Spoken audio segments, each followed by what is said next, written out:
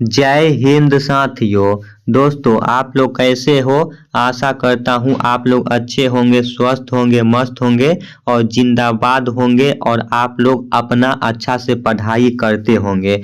जो भी भाई सपना देखे होंगे फौज में जाने के लिए, तो वो भाई अच्छा से पढ़ाई करते होंगे। अगर दिल से मोहब्बत किए होंगे तो दिल से पढ़ाई भी करते होंगे। लेकिन कुछ भाई ऐसे होते हैं जो सपना देख लेते हैं और वो भाई सोचते हैं सपना में ही हम फौजी बन जाए, ठीक ना। तो भाई सपना देखे हो तो सपना के पीछे आप लोगों को मेहनत भी करना पड़ेगा, यानी कि पढ़ाई भी करना पड़ेगा, ग्राउंड पे रनिंग भी करना पड़ेगा, तभी आप लोग फौजी बन पाओगे। क्योंकि दोस्तों फौजी बनना आसान नहीं होता है, आप लोगों को पता ही होगा।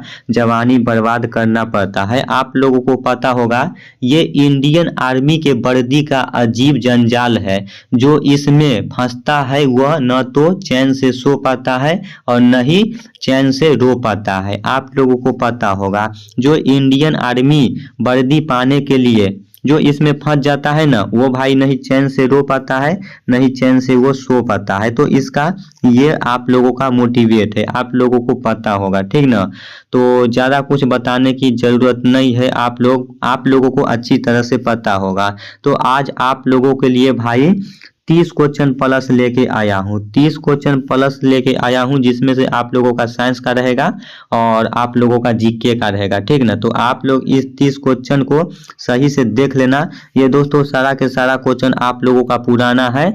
ये इसमें से आप लोगों का कंफर्म है कि आप लोगों का कोई ना कोई शिफ्ट में देखने को जरूर मिलेगा, ठीक ना। चाहे आप लोग मेल हो, चाहे फीमेल हो, चाहे आप लोग भारत के किसी भी राज्य से हो, तो अगर आप लोग मेरा चैनल से पढ़ रहे हो तो दोस्तों जीके और साइंस से आप लोगों का कंफर्म है, यहाँ से क्वेश्चन जरूर मिलेगा। 100% मैं आप लोगों को बोल रहा हूँ कि कोई ना कोई शिफ्ट में जितना भी क्वेश्चन बता रहा हूँ, जो भी भाई रेगुलर मेरा वीडियो देखते हैं क्लास का, तो वो भाई कंफर्म है यहाँ से पास हो के जाएंगे। ये मैं आप लोगों को वादा दिलाता हूँ। बाकी अगर आप लोग अच्छा से पढ़ाई करते होंगे तब। तो दोस्तों देर किस बात की है, आप लोग कॉपी और कलम उठा के बैठ जाओ, ठीक ना। आप लोगों को जो भी क्वेश्चन बताऊंगा आप लोग ईमानदारी से अपना कॉपी और कलम यानी कि कॉपी पे आप लोग जरूर लिखना, ठीक ना, ताकि आप लोगों को याद रहेगा। तो मैं डायरेक्ट क्वेश्चन को शुरू करता हूं, आप लोग ध्यान से देखना। और जो भी क्वेश्चन भाई बताने में गलती हो जाता होगा ऑप्शन और पढ़ने में गलती हो जाता होगा, तो आप लोग कमेंट बॉक्स में बताने की जरूर कोशिश करना, ठीक ना। हम भी इंसान हैं, आप भी इंसान हैं और इंसान से ही गलती हो जाता है, आप लोगों को पता होगा। तो पहला क्वेश्चन है आप लोगों का, माउंट एवरेस्ट पर चढ़ने वाली प्रथम भारतीय महिला कौन थी? बताओ। कल्पना चावला, बछेंद्री पाल, इंदिरा गांधी, किरण बेदी। क्या होगा इसका राइट आंसर? माउंट एवरेस्ट पर चढ़ने वाली प्रथम भारतीय महिला कौन थी? बताओ इसका राइट आंसर क्या होगा? इसका राइट आंसर होगा ऑप्शन नंबर बी होगा, बछेंद्री पाल आपका इज राइट आंसर हो जाता है, ठीक ना। माउंट एवरेस्ट पर चढ़ने वाली प्रथम भारतीय महिला कौन थी? बछेंद्री पाल आपका इज राइट आंसर हो जाएगा, ठीक ना। 2 नंबर आप लोग देखो, 2 नंबर क्वेश्चन क्या बोल रहा है? चीन का राष्ट्रीय खेल क्या है? आप लोग बताओ चीन का राष्ट्रीय खेल क्या है? भाई ये तो बहुत ही आप लोगों को हल्का लगता होगा, लेकिन जब एग्जाम में आएगा तो आप लोग भूल जाते हो ये हल्का है या भारी है, ठीक ना। तो हल्का और भारी कोई भी क्वेश्चन नहीं होता है अगर आप लोग याद कर लेते हो तो। आप लोगों के सामने 4 ऑप्शन है, cricket, tennis, table tennis, badminton, football. बताओ इसका राइट आंसर क्या होगा? चीन का राष्ट्रीय खेल क्या है? तो आप सभी भाई को पता होगा चीन का राष्ट्रीय खेल टेबल टेनिस आपका इज राइट आंसर हो जाता है, ठीक ना। तो आप लोग ध्यान से याद रखना, चीन का राष्ट्रीय खेल क्या है? टेबल टेनिस हो जाता है। और भारत का राष्ट्रीय खेल क्या है? आप लोग बताओ कमेंट में, भारत का राष्ट्रीय खेल क्या है? ये तो बताने की जरूरत नहीं है, आप लोगों को पता होगा कि भारत का राष्ट्रीय खेल क्या है, ठीक है। उसके बाद 3 नंबर आप लोगों का क्वेश्चन है, ध्यान से देखो। केवला देव राष्ट्रीय उद्यान कहाँ पर स्थित है? बताओ। जयपुर, भरतपुर, जोधपुर, उदयपुर। क्या होगा इसका राइट आंसर? केवला देव राष्ट्रीय उद्यान कहाँ पे स्थित है? तो ये भाई आप लोगों का भरतपुर में है, ठीक ना। इज राइट आंसर हो जाएगा भरतपुर। केवला देव राष्ट्रीय उद्यान कहाँ स्थित है? तो भरतपुर में है। 4 नंबर आप लोगों का क्वेश्चन है, किसे आधुनिक चिकित्सा शास्त्र के जनक के रूप में जाना जाता है? अरस्तु, डिप्पोक्रेटस, गैलेन, सुश्रुत। बताओ इसका राइट आंसर क्या होगा? किसे आधुनिक चिकित्सा शास्त्र के जनक के रूप में जाना जाता है? तो इसका राइट आंसर होगा ऑप्शन नंबर बी होगा, ठीक ना, हिप्पोक्रेटस आपका इज राइट आंसर हो जाता है। 5 नंबर आप लोगों का क्वेश्चन है, पोंग बांध किस नदी पे स्थित है? बताओ पोंग बांध किस नदी पर स्थित है? रावी, ब्यास, सतलुज, चिनाब। क्या होगा इसका राइट आंसर? पोंग बांध किस नदी पे स्थित है? तो ये ब्यास नदी पे स्थित है। ऑप्शन नंबर बी हो जाएगा इज राइट आंसर, ठीक ना, तो आप लोग ध्यान से याद रखना। 6 नंबर आप लोगों का क्वेश्चन है, हरिद्वार, प्रयाग, वाराणसी, कानपुर शहर कौन सी नदी के किनारे स्थित है? बताओ यमुना, गंगा, गोमती, नर्मदा। बताओ कौन सा नदी के किनारे स्थित है? हरिद्वार, प्रयाग, वाराणसी, कानपुर शहर कौन सी नदी के किनारे स्थित है? तो आप सभी भाई को पता होगा गंगा नदी के किनारे स्थित है, ठीक ना, तो आप लोग ध्यान से याद रखना।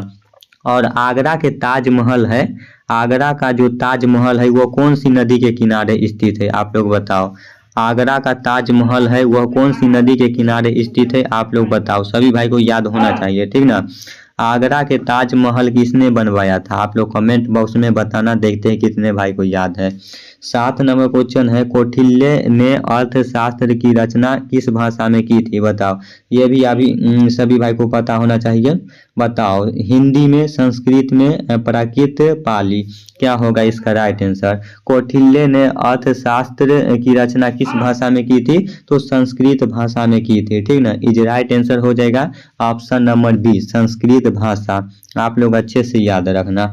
8 नंबर आप लोगों का क्वेश्चन है, क्रिप्स मिशन भारत कब आया? बताओ 1940, 1942, 1945, 1947। क्या होगा इसका right answer? Cripps mission Bharat कब आया? तो इसका राइट आंसर होगा ऑप्शन नंबर बी होगा, 1942 ईस्वी में आया था, ठीक ना, 1942 ईस्वी। खांसी होने लगा, तो आप लोग इसको याद रखना। 9 नंबर आप लोगों का क्वेश्चन है, महात्मा गांधी ने क्रिप्स मिशन को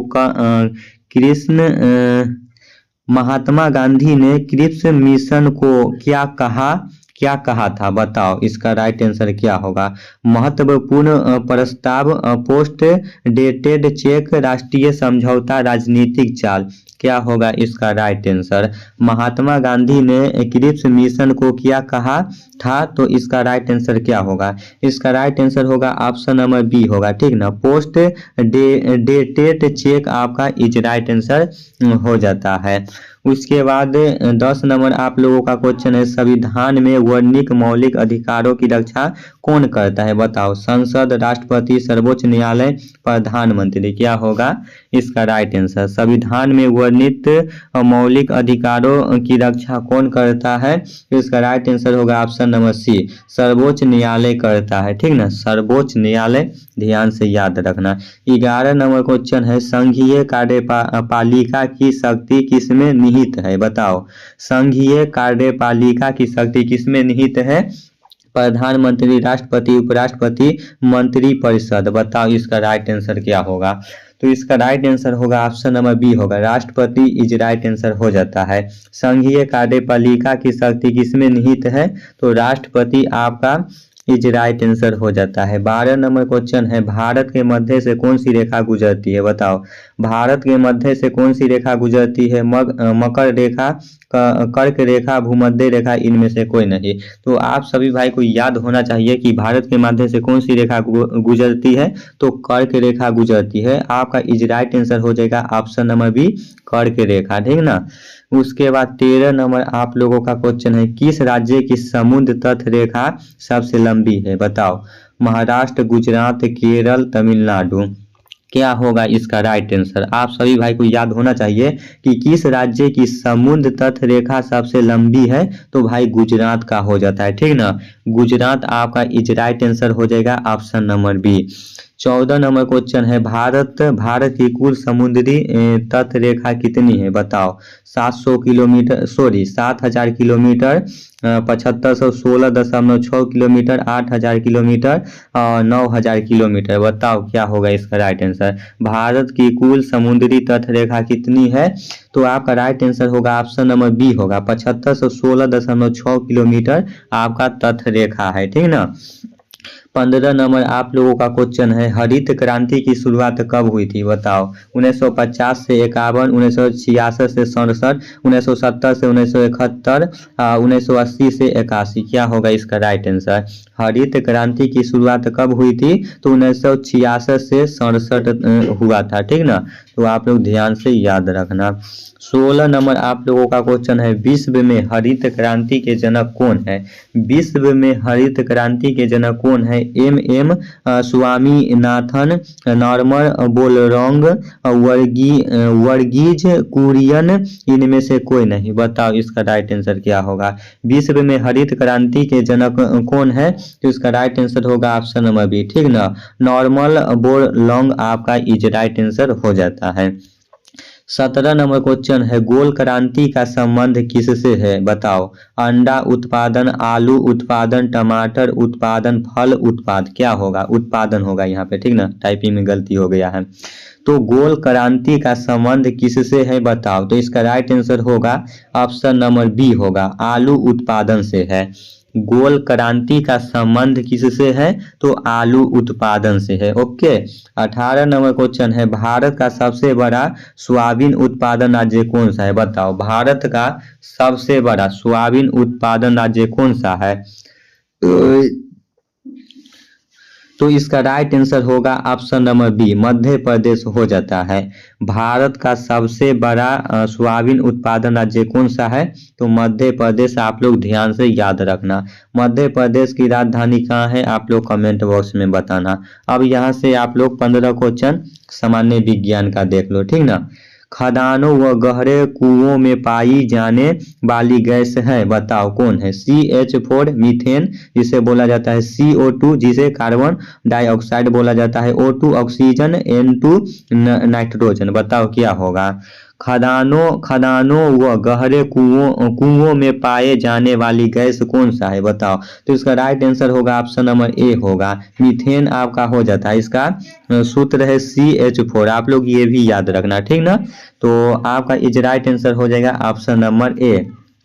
दूसरा नंबर क्वेश्चन है, अक्रिय निष्क्रिय गैसों को आवर्त सारणी के किस वर्ग में रखा गया है बताओ। 17वें, 18वें, 16वें, 15वें। तो क्या होगा इसका राइट आंसर, तो इसका राइट आंसर होगा ऑप्शन नंबर बी, 18वें आपका इज राइट आंसर हो जाता है, ठीक ना। अक्रिय निष्क्रिय गैसों को आवर्त सारणी के किस वर्ग में रखा गया है, तो 18वें आपका इज राइट आंसर हो जाता है। 3 नंबर क्वेश्चन है, हाइड्रोजन परमाणु के नाभिक में न्यूट्रॉनों की संख्या कितनी है बताओ। 1, 2, 0, 3। क्या होगा इसका राइट आंसर। हाइड्रोजन परमाणु के नाभिक में न्यूट्रॉनों की संख्या कितनी है, तो इसका राइट आंसर होगा ऑप्शन नंबर सी, 0 है, ठीक ना। 0 आपका इज राइट आंसर हो जाता है। 4 नंबर आप लोगों का क्वेश्चन है, गन पाउडर एक डैश है बताओ क्या होगा। गन पाउडर क्या है, तत्व है, यौगिक है, मिश्रण है, इनमें से कोई नहीं।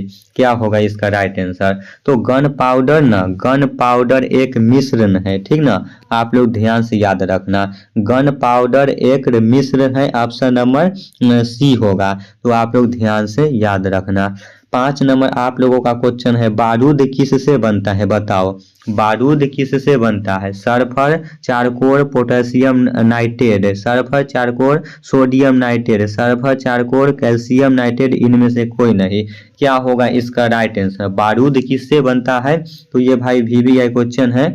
इसका राइट आंसर होगा ऑप्शन नंबर ए होगा, सल्फर, चारकोल, पोटेशियम नाइट्रेट से बनता है। ओके, आप लोग अपना मेमोरी में सेट करते चलना, सेव करते चलना, ताकि आप लोगों को एग्जाम में बहुत ही बड़ा काम आएगा। एक क्वेश्चन याद रहेगा तो 2 नंबर आप लोगों को फिक्स रहेगा, ठीक ना।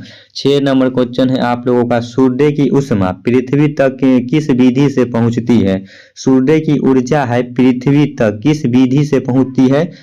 चालन से, संवहन, विकिरण, इनमें से कोई नहीं। बताओ क्या होगा इसका राइट आंसर। सूर्य की ऊष्मा पृथ्वी तक किस विधि से पहुंचती है, तो विकिरण से पहुंचती है। आपका राइट आंसर होगा ऑप्शन नंबर सी, ठीक ना। ध्यान से याद रखना। 7 नंबर आप लोगों का क्वेश्चन है, ध्वनि की माप का वह गुण जिसके जिसके आधार पर नर व मादा की ध्वनि में अंतर किया जाता है। बताओ गुणता, तीव्रता, तरंग, आयाम, क्या होगा इसका राइट आंसर। ध्वनि की माप का वह गुण जिसके आधार पर नर व मादा की ध्वनि के अंतर किया जाता है, तो इसका राइट आंसर होगा ऑप्शन नंबर ए होगा, गुणता आपका इज राइट आंसर हो जाता है। 8 नंबर आप लोगों का क्वेश्चन है, समतल दर्पण की फोकस दूरी होती है। बताओ समतल दर्पण की फोकस दूरी कितना होता है, अनंत, 25 मीटर, 1 मीटर, 0, क्या होगा इसका राइट आंसर। तो आप सभी भाई पढ़े होंगे 10वीं, जब आप लोग 10वीं में 10वीं क्लास में आप जब 10वीं क्लास में आप लोग पढ़ाई किए होंगे तो समतल दर्पण के बारे में पढ़ाई किए होंगे कि समतल दर्पण की फोकस दूरी कितनी कितनी है। तो भाई आप सभी भाई को पता होगा अनंत होता है, ठीक ना। समतल दर्पण की फोकस दूरी होती है तो अनंत होती है। आप लोग इसको ध्यान से याद रखना, ये भी क्वेश्चन आ सकता है।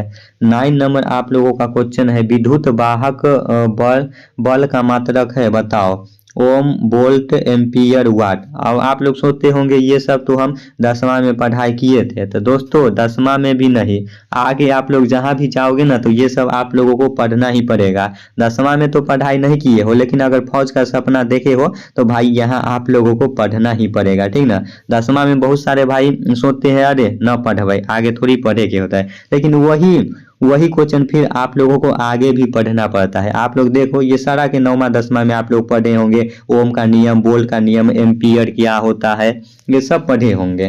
तो बताओ विद्युत वाहक बल का मात्रक है तो वोल्ट होता है, ठीक ना। आप लोग ध्यान से याद रखना। 10 नंबर क्वेश्चन है, डेंगू का परजीवी है। बताओ मादा एडीज मच्छर, घरेलू मक्खी, एनाफिलीज मच्छर, कॉकरोच। बताओ क्या होगा राइट आंसर।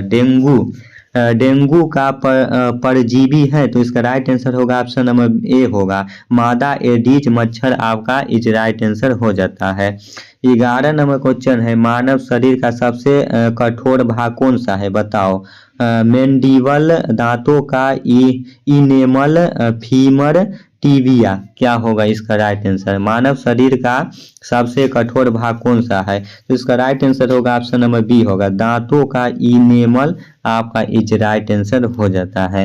12 नंबर क्वेश्चन है, शुक्राणु के एक क्रोमोसोम का निर्माण कौन सा कोशिकांग करता है। बताओ गल्गी काय केंद्र, राइबोसोम, माइटोकॉन्ड्रिया। बताओ इसका राइट आंसर क्या होगा। शुक्राणु के एक क्रोमोसोम का निर्माण कौन सा कोशिकांग करता है।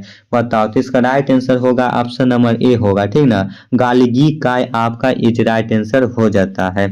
13 नंबर आप लोगों का क्वेश्चन है, मछलियों का उत्सर्जी अंग है। मछलियों का उत्सर्जी अंग कौन सा है, गल्फरे, वृक्क, यकृत, त्वचा। बताओ इसका राइट आंसर क्या होगा। ये तो सभी भाई को पता होगा कि मछलियों का उत्सर्जिक अंग कौन सा होता है, तो गल्फरे होता है, ठीक ना। उसके बाद 14 नंबर आप लोगों का क्वेश्चन है, मानव शरीर में सबसे छोटी जनन कोशिका है। मानव शरीर में सबसे छोटी जनन कोशिका कौन सा है, शुक्राणु, अंडाणु, युग्म नज, भ्रूण, क्या होगा इसका राइट आंसर। मानव शरीर में सबसे छोटी जनन कोशिका कौन सा है, तो शुक्राणु आपका राइट आंसर होगा ऑप्शन नंबर ए, शुक्राणु। मानव शरीर में सबसे छोटी जनन कोशिका कौन सा है, तो शुक्राणु आपका इज राइट आंसर हो जाता है। लास्ट क्वेश्चन है आप लोगों का, कोहिनी व घुटने का जोड़ कहलाता है, क्या कहलाता है। सैंडल संधि, हिंज, कब्जा संधि, बॉल और सॉकेट संधि, इनमें से कोई नहीं। बताओ क्या होगा। कोहिनी व घुटने का जोड़ क्या कहलाता है? तो इसका राइट आंसर होगा ऑप्शन नंबर बी, हिंज कब्जा संधि आपका इज राइट आंसर हो जाएगा।